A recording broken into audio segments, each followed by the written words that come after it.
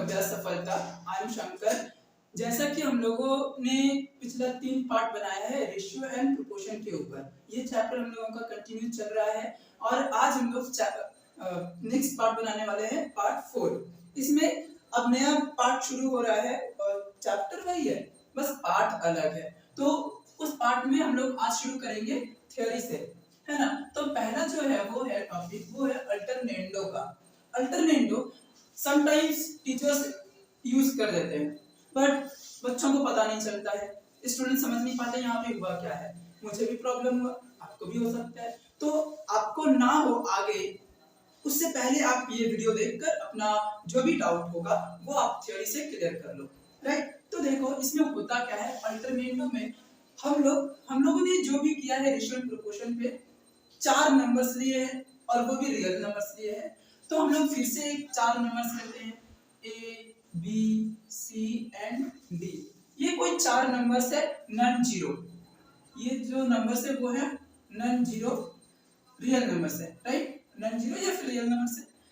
इसमें alternative process में कहता क्या है, अगर आप ये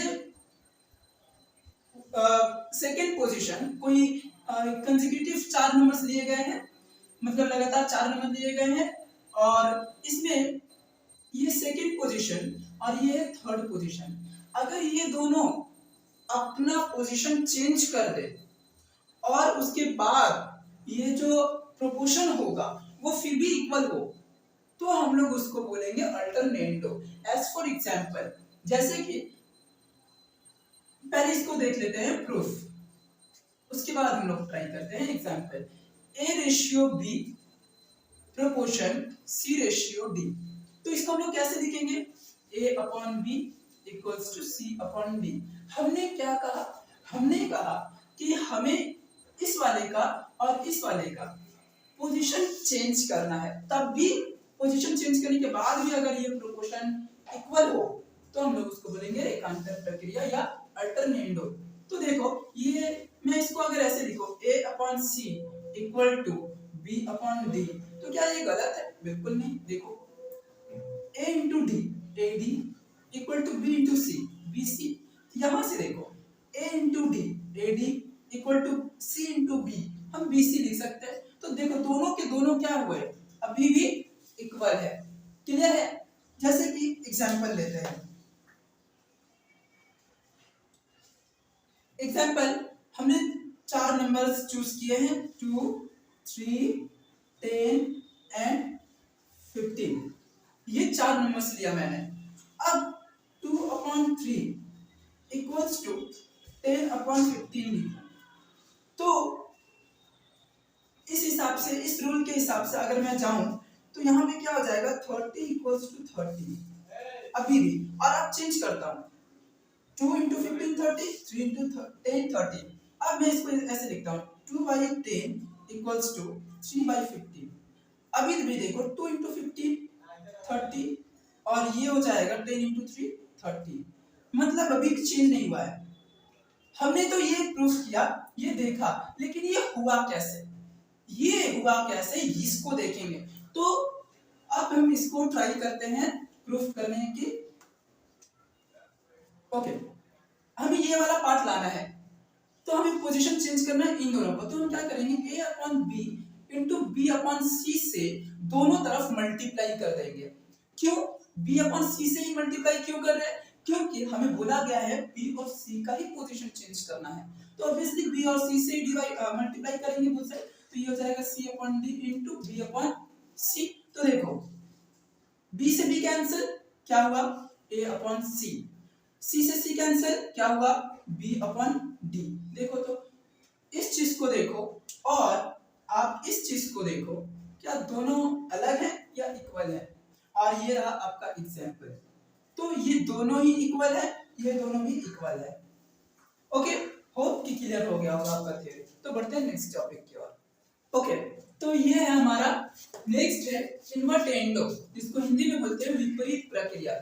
इसमें होता क्या है, मान लो आप 2 रेशियो लेते हो, कुछ भी रेशियो a अपॉन बी और c अपॉन डी, 4 नंबर्स का रेशियो लिया।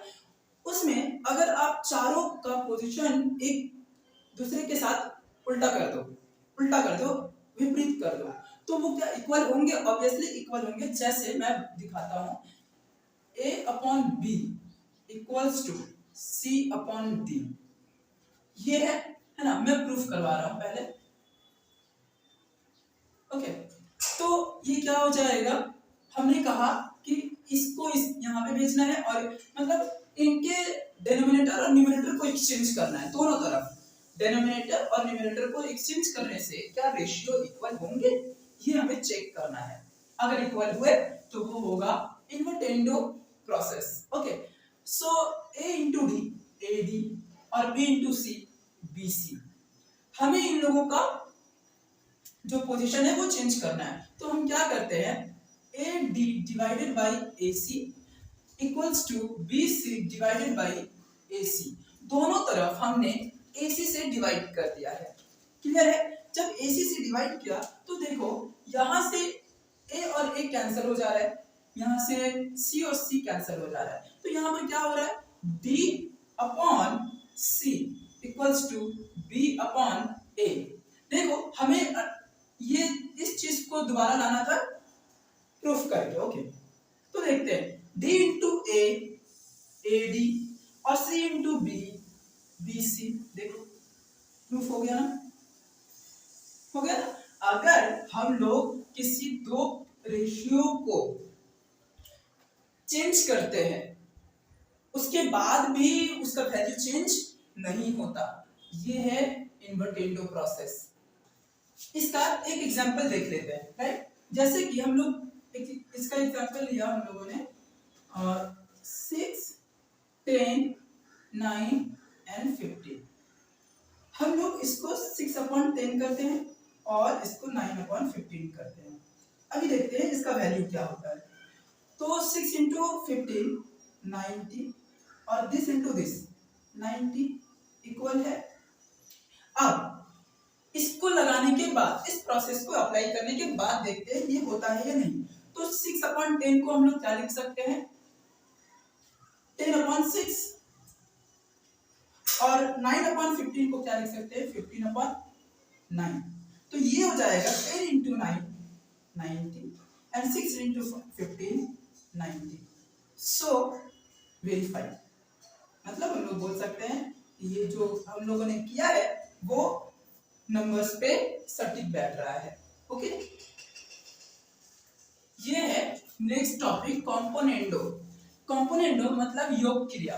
जस्ट हम लोगों को क्या करना है, ऐड करना है, चार नंबर्स लेने हैं, उनके रेशियोज को ऐड करने हैं। कैसे ऐड करना है मैं बताता हूं, और चेक करना है कि ये सही है या गलत।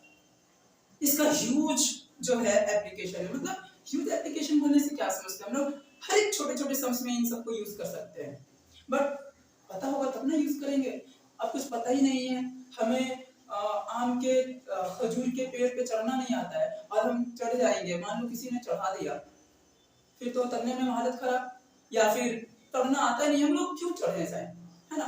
तो आएगा तभी तो चढ़ेंगे। ओके, तो हम लोग लेते हैं A B C and D, ये कोई चार नॉन जीरो नंबर्स हैं। इनका प्रोपोर्शन रेशियो क्या होगा, A अपॉन B और equals to C upon D। Okay, सबसे पहले इसका एग्जांपल लेते हैं। ओके, देखो हमने एग्जांपल ले लिया कि 4 5 एंड 8 एंड 10। ओके, ये चार नंबर्स लिए हम लोगों ने। अब देखते हैं 4 अपॉन 5 इक्वल्स टू 8 अपॉन 10। अगर मैं इसमें 4 अपॉन 5 प्लस 1 करूं, अच्छा ये मैं प्रूफ में बताऊंगा आपको, ये अभी जस्ट रखो, है ना? दूसरे तरीके से सोचो,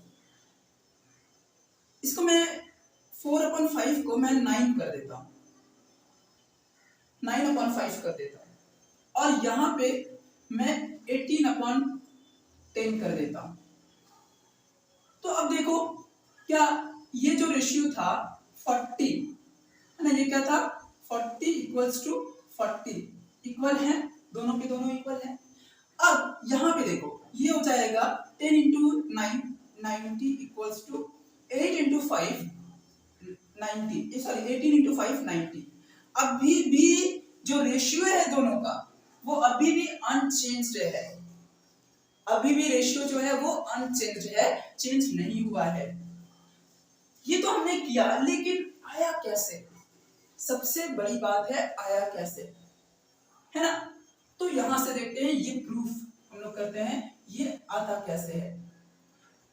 देखो a अपॉन बी, इसमें अगर मैं +1 ऐड कर दूं equal to c upon D, और इधर भी +1 ऐड कर दूं, +1 इधर भी +1 इधर भी, ये दोनों तो एक दूसरे को कैंसिल कर देंगे, फिर भी रेशियो क्या हो जाएगा, तो इक्वल हो जाएंगे। तो अभी भी ये लाइन चेंज नहीं हुआ है। ओके, अब क्या करते हैं, इसका जब एलसीएम लेंगे तो ये क्या हो जाएगा b, और ये हो जाएगा a plus b equals to इसका एलसीएम d, ये हो जाएगा c प्लस d। क्लियर है? मैंने आपको ये वाली प्रोसेस पे एग्जांपल पे नहीं बताया कि यहाँ पे क्या मैंने किया। यहाँ पे मैंने किया 4 plus 5 upon 5 equal to 8 plus 10 upon 10। देखो, है ना? मतलब सिंपल है कि हम जब दोनों तरफ दोनों रेशियो में 1 को ऐड करेंगे तो एक नया रेशियो तैयार होगा, और उस रेशियो का भी वैल्यू जो होगा वो क्या होगा, अनचेंज्ड रहेगा। क्लियर है? अनचेंज रहेगा। और यही था हमारा कंपोनेंडो प्रोसेस। तो ये ज्यादा कुछ टफ है नहीं, कंपोनेंडो में कितना क्या है, बस +1 ऐड कर दो दोनों रेशियो में, हो जाएगा। अच्छा, एक और चीज, आपने इस न्यूमरेटर को तो डिनोमिनेटर में ऐड किया, क्या आपका सवाल तो ये भी हो सकता है कि क्या मैं इस डिनोमिनेटर को न्यूमरेटर में ऐड करूं तो भी रेशियो सेम रहेगा? ऑब्वियसली सेम रहेगा। मैं दिखा देता हूं आपको। जैसे मैं इसी को ले लेता हूं 4/5 इक्वल्स टू 8/10, तो ये हो जाएगा 4/9 इक्वल्स टू 8/18। अब देखो 9 इंटू 8 72, और 18 इंटू 4 अगेन 72। देखो, आप खुद ही देख सकते हो कि इसमें कोई दिक्कत नहीं है। कंपोनेंटों में आप ऊपर से नीचे ऐड करो या नीचे से ऊपर ऐड करो, न्यूमरेटर बाय डिनोमिनेटर या डिनोमिनेटर और न्यूमरेटर को ऐड करो, बात एक ही है, किसी भी तरीके से किया जा सकता है। ओके, होप कि आपको ये टॉपिक बहुत अच्छे से समझ में आया होगा। टॉपिक है डिविडेंडो, मतलब भाग प्रक्रिया। ये ज्यादा टफ नहीं है, क्योंकि ये जस्ट आपका कंपोनेंटो का उल्टा प्रोसेस है। उसमें हम लोग कंपोनेंटो में क्या करते हैं, मतलब कंपोनेंटो मतलब ऐड करना, और डिविडेंडो मतलब भाग करना, मतलब सब्ट्रैक्ट करना, एक तरह से हम लोग बोल सकते हैं। तो हम लोग लेते हैं 4 numbers A B C and D। आप कुछ भी ले सकते हो, एग्जांपल मैं ABCD पकड़ ले रहा हूँ जो कॉमन है। तो अगर मैं लिखता हूँ A/B इक्वल्स टू C/D, अब अगर मैं लिखता हूँ a minus B by B equals to C minus D by D, तो ये क्या चेंज हो जाएगा? बिल्कुल नहीं। लग रहा होगा चेंज हो जाएगा, पर बिल्कुल चेंज होने वाला नहीं है। अब देखो, तो ये आया कैसे, ये उससे पहले इसको लाना पड़ेगा। कैसे आया है वो दिखाऊंगा मैं। ये था तो आपका प्रूफ, फाइनल प्रूफ। सबसे पहले इसका एग्जाम्पल लेते हैं। जब तक एग्जाम्पल नहीं करेंगे थ्योरी क्लियर नहीं होने वाला। ओके, एग्जाम्पल लिया हम लोगों ने, और कंपोनेंट का ही उल्टा ले लेते हैं एग्जाम्पल। मस्त एग्जाम्पल, एकदम झकास। 5/4 प्रोपोर्शन 10/8। क्लियर है? 5/4 इक्वल्स टू 10/8। मल्टीप्लाई करो। अच्छा, सबसे पहले तो ये प्रोसेस लगाना पड़ेगा। मैं क्या करता हूँ, इसके न्यूमरेटर को इस डिनोमिनेटर से सब्ट्रैक्ट करता हूँ, मतलब ये हो जाएगा 5 माइनस 4/4, और ये हो जाएगा 10 माइनस 8/8, तो ये इक्वल हो जाएगा 1/4, और ये हो जाएगा 2/4, सॉरी 8। तो देखो अभी भी ये इक्वल है ना, 2/8 मतलब 1/4, या फिर आप ऐसे करके देख लो, 8 इक्वल्स टू 8। अच्छा, यहां भी क्या हम लोग सिर्फ इस न्यूमरेटर को डिनोमिनेटर से सब्ट्रैक्ट करेंगे? बिल्कुल नहीं, आप दूसरे तरीके से भी कर सकते हो। इस न्यूमरेटर से इस जो डिनोमिनेटर है उसको भी आप सब्ट्रैक्ट कर सकते हो, कोई दिक्कत नहीं है। आप देखो, मैंने लिख दिया 5/5 माइनस 4 इक्वल्स टू 10/10 माइनस 8। देखो ये होगा कि नहीं, ये हो जाएगा 5/1 और ये हो जाएगा 10/2। मल्टीप्लाई कर दे, 5 इंटू 2 10, 1 इंटू 10 10। देखो अभी भी अनचेंज्ड है। ओके, अब हम लोग देख लेते हैं प्रूफ। एग्जाम्पल करने से ज्यादा बेटर होता है हमारे लिए, है ना। जब तक एग्जाम्पल नहीं देते हैं टीचर्स, मजा नहीं आता है। तो ये हम लोग क्या करेंगे, यहाँ पे 1 सब्ट्रैक्ट करेंगे बोथ साइड। जब बोथ साइड 1 सब्ट्रैक्ट करेंगे तो देखो क्या हो जाएगा, a minus B by B equals to C minus D by D. देखो कुछ टफ नहीं है, कंपोनेंडो डिविडेंडो ये सब कुछ टफ नहीं है, बहुत इजी सा है। ओके चलो नेक्स्ट टॉपिक। हमारा next topic componendo and dividendo. हमने कंपोनेंडो को अलग सीखा, डिविडेंडो को अलग सीखा। अब हम लोग क्या करते हैं, कंपोनेंडो और डिविडेंडो को मिला दे रहे हैं। जब कंपोनेंडो और डिविडेंडो को मिलाएंगे तो क्या रेशियो सेम होगा? ऑब्वियसली सेम होगा, हम लोग इतने देर से करते आ रहे हैं और इसे भी कर रहे हैं तो यहाँ भी तो सेम होना चाहिए। तो देखते हैं, जैसे कि हम लोग ने नंबर लिया था A B C and D. Okay, तो सबसे पहला प्रोसेस क्या करेंगे, योग वाला मतलब कंपोनेंडो वाला प्रोसेस करते हैं। तो कंपोनेंडो में हम लोग इसको कैसे लिखेंगे, a plus B by B equals to C plus D by D. ये हो गया कंपोनेंडो। ओके, एंड डिविडेंडो में a minus B by B equals to C minus D by D. ये हो गया डिविडेंडो। ओके, अब हम लोगों को क्या करना है, डिवाइड करना है। ओके, डिवाइड करने के लिए क्या करेंगे, दिस डिवाइडेड बाय दिस। हम लोग इसको 1 लेते हैं और इसको 2 लेते हैं। तो जब 1 डिवाइडेड बाय 2 करते हैं, क्लियर है, तो a plus B by B divided by a minus B by B equals to c plus d by d divided by c minus d by d।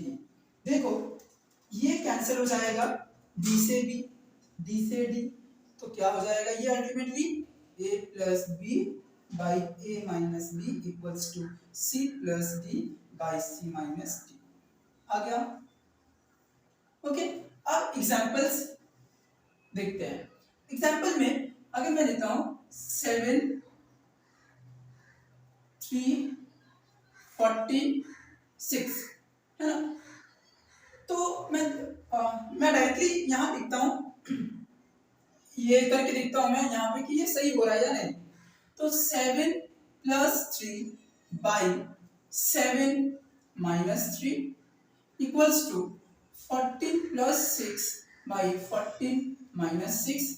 तो देखो ये कितना हो जाएगा, 10 बाई में ये कितना हो जाएगा 4, ये हो जाएगा 20 बाई में ये हो जाएगा 8। देखो 80 इक्वल्स टू 80 हो गया ना। तो ये था हमारा कंपोनेंडो एंड डिविडेंडो प्रोसेस। क्या करना है, जस्ट आप एक साथ लिख सकते हो अगर आपको मतलब आप सम्स कर रहे हो, सम्स में इन सब का यूज करते हैं हम लोग। सम्स कर रहे हो, सम्स करते वक्त आसानी से इन सब को यूज कर सकते हैं हम लोग, और हमेशा बहुत जगह यूज होता है, हमेशा यूज करते रहते हैं हम लोग। ये है हमारा लास्ट टॉपिक एडेंडो। हमने जितने भी टॉपिक्स किए उन सब को अप्लाई करके अब हम लोग सम्स करेंगे नेक्स्ट वीडियो में। और ये है हमारा एडेंडो जो लास्ट टॉपिक है।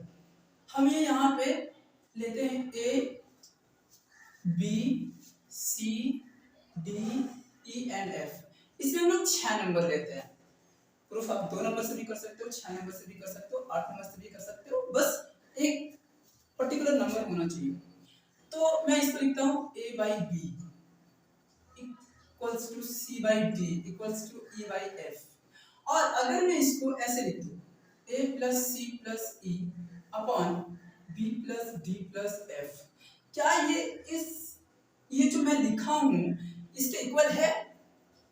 देखते हैं एग्जाम्पल लेकर। ओके, तो एग्जाम्पल मैंने ले लिया, मान लो 2/3 इक्वल्स टू 6/9 इक्वल्स टू 8/12। ये हमने एक एग्जाम्पल लिया, हम इसे जोड़ते हैं 2 plus 6 plus 8 by 3 plus 9 plus 12। तो ये हो जाएगा 10 16 अपॉन ये हो जाएगा 12 प्लस 12 24। तो देखो इसे मैं 8 के टेबल से अगर कैंसिल करूं तो ये 2 टाइम्स में होगा और ये 8 के टेबल में 3 टाइम्स में, मतलब ये क्या है 2/3। देखो 2/3। अब आप इसको कैंसिल करो, 3 से कैंसिल करो 2 टाइम्स में 3 टाइम्स में, आप इसको कैंसिल करो 4 से 2 टाइम्स में 3 टाइम्स में। देखो सबका रेशियो क्या है, इस 2/3 के इक्वल है। और इवन इसका भी रेशियो मैंने जब ऐड किया है इन सबको तो इसका भी रेशियो जो आया है वो इसी के इक्वल है, मतलब ये मैं लिख सकता हूँ वो इक्वल है। अब हम लोग करते हैं कि ये आया कैसे है, राइट? हमें ये फाइंड आउट करना है कि ये सही है या गलत। ओके, हम लोग क्या करते हैं, इसके इक्वल में एक कोई कांस्टेंट ले लेते हैं जिसको हम लोग बोल देते हैं, कोई कांस्टेंट है m। क्या है ये? कांस्टेंट है, ठीक है? मतलब कांस्टेंट मतलब ये m जो है 0 के इक्वल नहीं है। तो a का वैल्यू यहां से क्या हो जाएगा, a equals to bm, c equals to dm। हाँ, ये वो dm नहीं है जो आप लोग समझ रहे हो, ये कुछ और dm है ना? e equals to fm। अब fm रेडियो वाला मत समझ लेना, bm dm fm।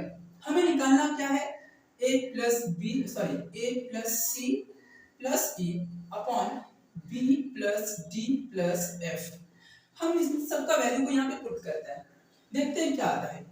अगर ये आ जाता है, अल्टीमेटली फिर से ये आ जाता है, तो हम लोग बोल सकते हैं ये इक्वल टू ये, देखते हैं bm plus c equals to dm plus e equals to fm upon b plus d plus f।